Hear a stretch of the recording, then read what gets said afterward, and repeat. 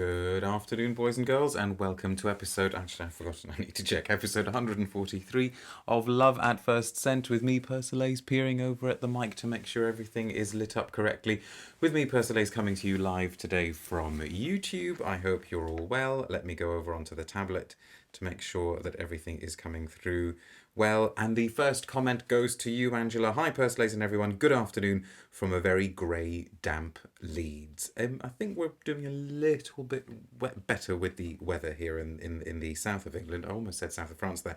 Second comment, My World of Fragrance. Never heard of these. Okay, good. Lots of hellos coming through. Huge hellos to all of you. I won't be able to read every single one out, but we've got hello from San Francisco. Audrey says hello and love from the West Midlands. Q George says good afternoon, and Gavin Lambert goes yoo-hoo. Okay, Persolaise feeling a little bit under the weather today, but don't worry, nothing serious, just a little bit of a sore throat, which you may be able to hear the effects of as I'm speaking. Good morning from Melbourne, says Land of Nothingness. Gosh, what time is it over there, actually? I'm not very good with my time differences. I'm going to have a guess. If it's 4 o'clock here, it's what, 1 a.m. or something in Melbourne? I don't know. Q George says only tried cucumber. Looking forward to see your opinions about the other two. Okay, so what's the plan for today? For the benefit of those watching live, and apologies for those of you watching the recording, but whether you are watching live or you're watching the recording, please feel free to leave a comment, ask a question.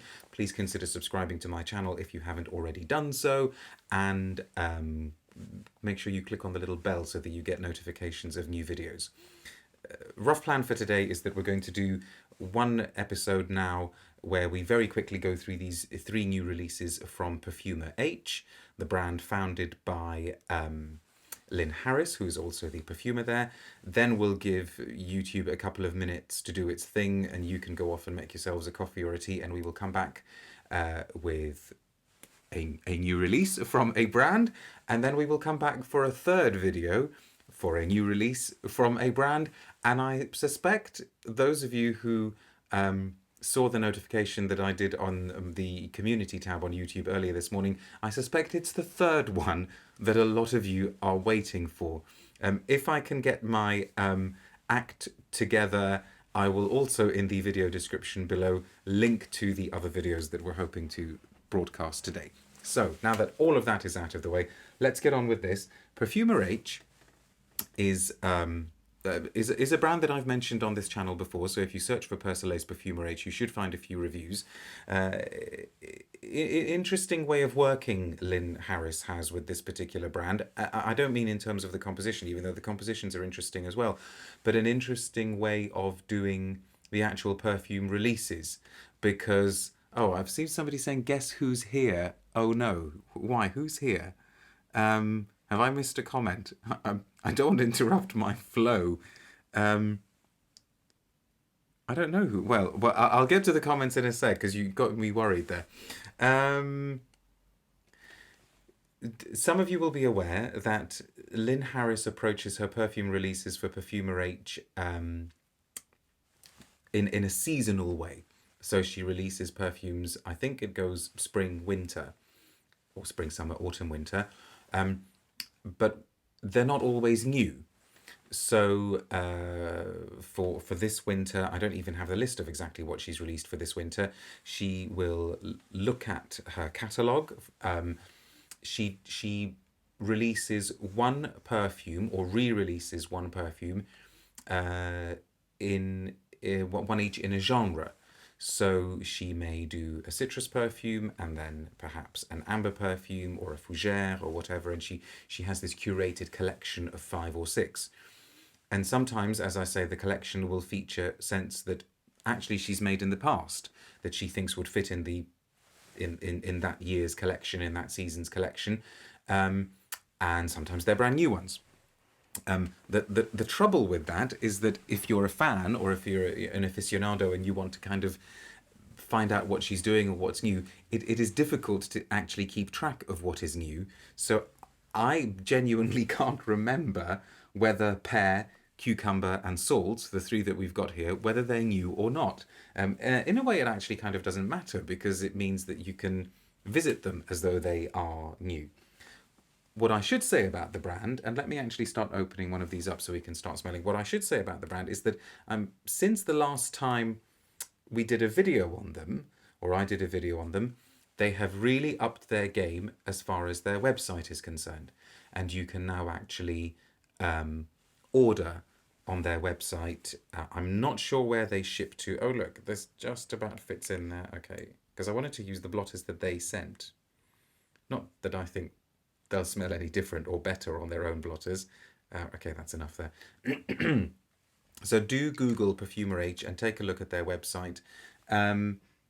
I should also say that Lyn Harris quite often makes non-perfume products to go with some of the perfumes. So for instance, she's got some really, really superb incense sticks, but in the past she has released honey in collaboration with honey producers. She's done a bergamot marmalade, and for this season, for this year, she's got a really, really good cucumber pickle, a really excellent cucumber pickle that I liked it so much that I actually put it on my Christmas gift guide. Anyway, this is cucumber from Lyn Harris, from Perfumer H.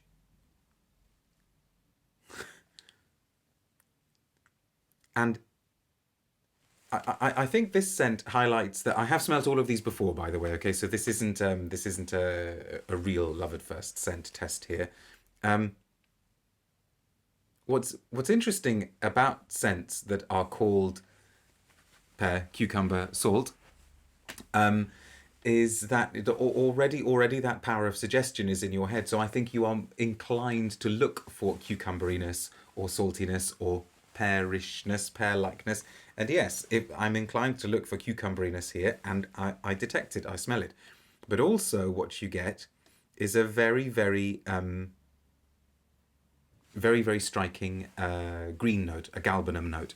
And sure enough, if I look at the list of materials that is provided very handily by the brand on this card, galbanum from Iran, it says here, is listed on there. It says that there's cucumber sap. Interesting how they would have got that. Bergamot from Italy, lemon from Sicily, grapefruit, neroli from Tunisia, vetiver from Haiti, and cedarwood. So if you kind of think citrus, green, and some vetiver and cedar in the base, you kind of get a sense of how this perfume works. But if you are after something that is bracing and sharp and tonic and bright, but isn't overtly or obviously or generically citrusy, this is it. And I've just seen, I'm conscious that there's loads of comments going back and forth, and I don't want to be rude and ignore all of them, even though I will not be able to read all of them, I'm afraid. But I've just seen somebody use the word watery, and you would think that something called cucumber would be watery, and yes, it is. There is an aqueousness to it. I'm getting something violet leafy in this as well, but it's not ozonic. And I think it's important to stress that it could be melony, and as I say, violet leafy, but it stays just the right side of ozonic. So, for instance, I don't get that oysters feel that you would get from an overdose of cologne, your kind of classic ozonic material. I think this scent, and the other two as well, highlights Lyn Harris's skills as a perfumer. She has a very, very particular aesthetic, and what I admire about her is that she keeps to the aesthetic. She really, really sticks to the aesthetic, and I think the aesthetic can best be described using words like refined, sophisticated, restrained. Even her ambery perfumes, even her warmer perfumes. I'm thinking of things like Gold, for instance, which was a beautiful perfume that she did. They really tend not to shout. Okay, they're not fragrances with a huge sillage, with massive projection, and that's not surprising when you. Actually, it's not surprising when you meet her, Lyn Harris herself, in the way that she dresses, in the way that she presents herself. It is much more, I think, about being circumspect, being private. Her shop is quite minimal. The bottles that she sells the perfumes in, the very, very expensive hand-blown bottles, are very, very minimalistic. And that will appeal to a certain sort of customer. I would be lying if I said that I am often tempted to buy a Perfumer H fragrance for myself, but that is purely because the things that I would personally like to wear tend to be, louder, bigger, like this hair. I noticed somebody commenting about the hair. But absolutely, if somebody came to me and said, oh, I would like something that is a little bit off the beaten track, doesn't do the predictable generic stuff, is made with high quality materials, is interesting, is compelling, but doesn't shout, then I would totally send them to Perfumer H. And I treasure all of the samples of Perfumer H that I've got because I just find them really, really interesting to smell.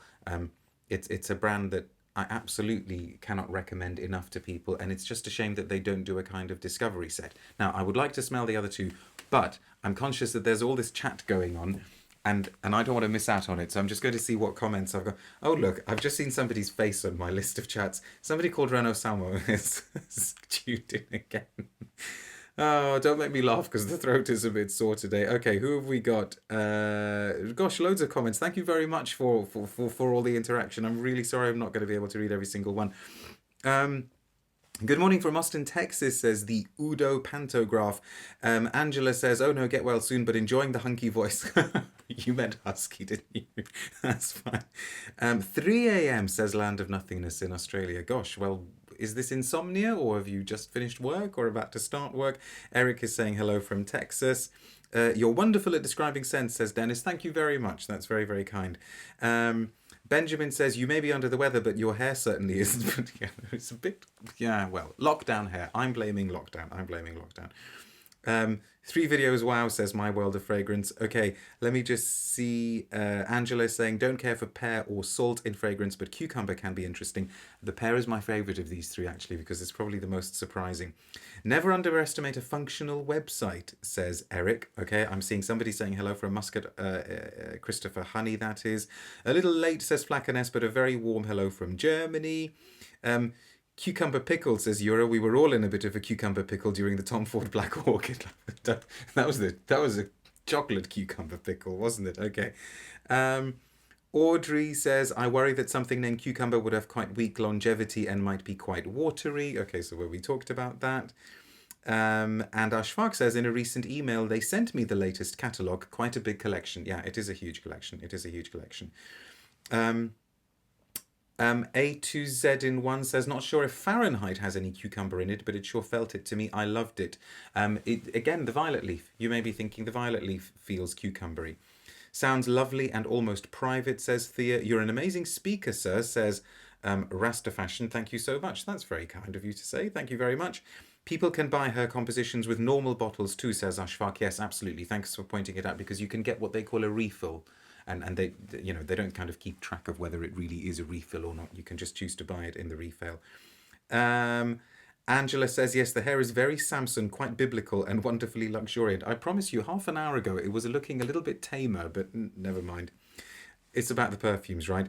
Gavin says, I don't know what the price of this is, but if I wanted a cucumber scent, I'd probably head to Acqua di Gio. Okay, fair enough. Right, let's do another one. I'm going to save the pear for... Actually, no, let me just read what the brand says about it as well, because I have a little bit of a press release.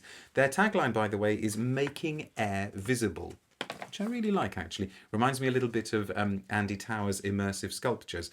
A British perfume maker giving insight into her craft through the creation of Perfumer H.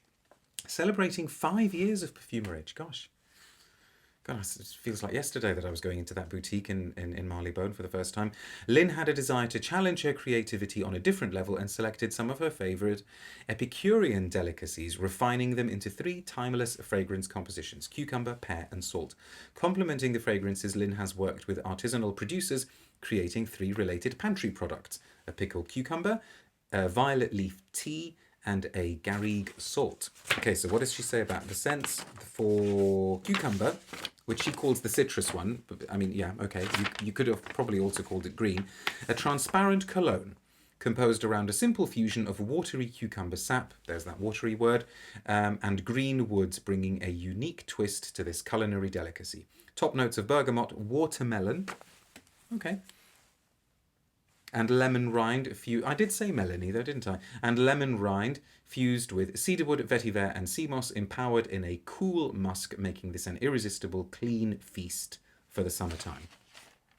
And as I say, if you would like something fresh and bright and clean and quietly optimistic, I mean, so often the word with Lyn Harris is quiet, restrained, refined, sophisticated, then you would do well to try these. And I've just seen somebody saying, Jace, Jean-Claude Eleanor, are these scents very Jean-Claude Eleanor in terms of being watercolory in texture? Yes, but you know what? Jean-Claude Eleanor loves certain fruity notes, doesn't he? He loves his cassis notes, he loves his berries, and I think that's the point of departure. Yeah, but well done for mentioning that. Alexandru says, have you tried Suede from the brand? From memory, yes, and I remember really, really liking it. Okay, we should do one more. We should do salt, because we can't be taking up too much time. We've got 2 more videos, including the final one that I know a lot of you are waiting for. From memory, because it's been a little while since I tried this, I think salt was probably my least favourite of the 3. But let us see. So this is salt from Perfumer H. Yeah, I think maybe because it wasn't particularly salty. What it actually feels like is a bit camphoraceous and medicinal. You know, it kind of goes into the territory of tiger balm and those sorts of eucalyptusy skin ointments and skin rubs. I mean, saltiness actually is a notoriously difficult note to capture in perfumery. The first name that comes to mind for a convincing salty note is the different companies' Sel de Vetiver, which takes us back to Eleanor. I can't remember whether Sel de Vetiver was done by Jean-Claude Eleanor or his daughter, who's called Celine Eleanor. Oh God, this is testing my memory, but I think Sel de Vetiver is a Jean-Claude Eleanor. Yeah, so this, in a Lyn Harris way, this feels a bit shrill and strident, but by Lyn Harris's standards. Very quickly, let's read what it says here. She calls it a woody scent. And I guess I get that in the sense of sort of cedary clean woods. Wild herbs of rosemary, coriander, and white sage, with spices of cardamom and angelica seed, fused with earthy notes of iris root, patchouli, and cistus absolute, creating the illusion of a savoury delicacy with a twist of clean leather, something almost good enough to eat. I mean, okay, I'm obviously picking up a lot on the rosemary notes, which is why I was going eucalyptus, mentholy, camphoraceous-y sort of feel. But I can't say it particularly creates a salty illusion for me, but that may just be me. There's what's going on with the comments here, but because I see lots of people laughing at something and I want to find out what it is. Here we go. Gavin says, did she describe cucumber as a culinary delicacy? Gosh, she gets worked up about the standard goods in a salad aisle. Well, I don't know. Cucumber and salt is pretty good, isn't it? Is that what you're all talking about? And Angela has to go back to chocolate, with I prefer the chocolate aisle myself. My mind was in the gutter with some of those adjectives, says Audrey. Don't think I've ever smelled a proper salt note in a fragrance, says Floating Man. Maybe Sel Marin by Healy. Yes, that's another, very well done for mentioning that. And this one smells more interesting, says Audrey. Late to the game today. Hello, everyone, says Joanna.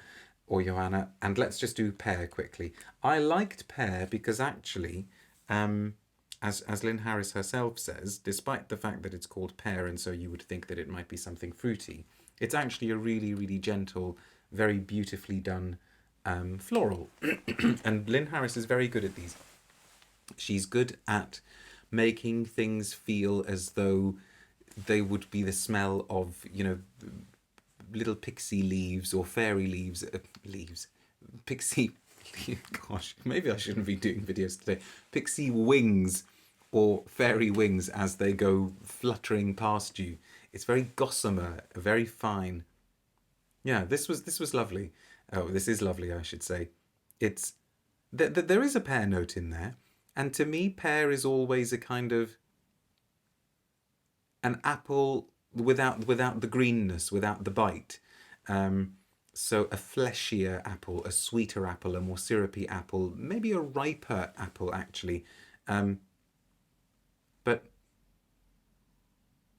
and I've just seen, this is why you don't even need these videos. You guys know all this stuff. Eric is saying, speaking of Monsieur Elena, his Jardin sur le Toit is my perfect pear. And that's a fantastic apple and pear orchard fruit composition, isn't it? And actually, this isn't miles away from that, you know. But it becomes more floral. It's really, really delicate and tender and heartfelt. You just imagine Lyn Harris smiling all the time as she was composing this. What does she say about it? A heart of fresh bergamot, mandarin and white pear, fused with white iris and rosewood, resting on a bed of sugared musk. She does well actually to point out the sweetness, with vanilla. A fragrance to whet the appetite for a subtle but enhancing degustation. And yeah, I agree with that. Shades of en passant. On the actual card, she lists bergamot, lemon, tangerine, chamomile, pear, violet leaf, sandalwood, bourbon, vanilla, and white musk. It was just nicely done with just that violet leaf adding a bit of intrigue. So, as always, 3 top-notch releases from Perfumer H. Lyn Harris certainly always knows what she's doing. Do check out her website. I just want to make sure I haven't missed any comments that might be worth reading out. Floating Man says the pear in Dior Homme Intense is quite nice. Interesting. I get more apples than pears. But yeah, interesting. I think it's a very underrated note, which I don't see utilised enough. And Tomasz says, hello from Katowice in Poland. As you've mentioned cologne, you reminded me of Jill Sanders' latest summer fragrance for men called Sun for Men, loaded with it, which makes it simply off-putting to me. I don't know that one. And Yura says, would you say this one is in gourmand territory? Very gently. I mean, it's not. You know, as with anything, I can't imagine Lyn Harris doing a full-on, in-your-face, calorific gourmand. Everything is toned down. Right. Thanks for watching. If you're sticking around for the lives, we will take a break of a few minutes, and we will come back with a brand new release from a brand that we usually rate quite highly on this channel. Anyway, I will see you soon. Thanks for watching this one. Bye.